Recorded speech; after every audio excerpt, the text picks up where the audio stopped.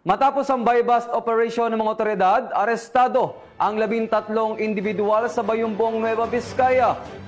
Ang buong detalye ng report ay mula kay Patroluman Micheline Balyada.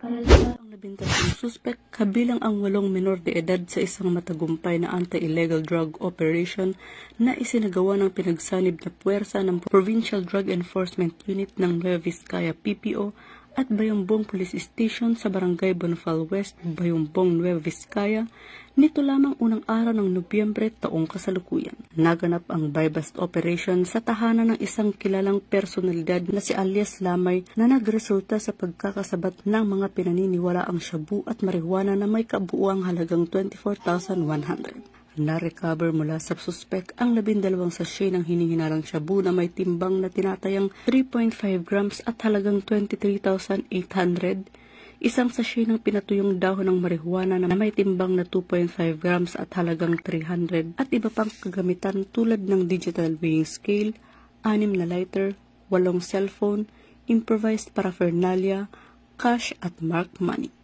Dinala ang mga suspect at nakumpiskang ebidensya sa Bayumbong Police Station para sa wastong dokumentasyon at disposition. Ang mga menor de edad naman ay nilip sa kustodiya ng Women and Children Protection Desk para sa referrals sa Municipal Social Welfare and Development Office. Ihahain laban sa mga naarestong nasa hustong gulang ang mga kasong paglabag sa Section 5, 6, 7, 11 at Section 12 ng Republic Act 9165 o Comprehensive Dangerous Drugs Act of 2002. Ang mga kaso ng mga menor de edad ay isa sa ilalim naman sa Republic Act 9344 o Juvenile Justice and Welfare Act of 2006. Ayon kay Police Colonel Paul T. Bomitivo, Acting Provincial Director ng Nueva Vizcaya PPO, patunay ang operasyon sa patuloy na kampanya ng pulisya laban sa illegal na droga sa lalawigan.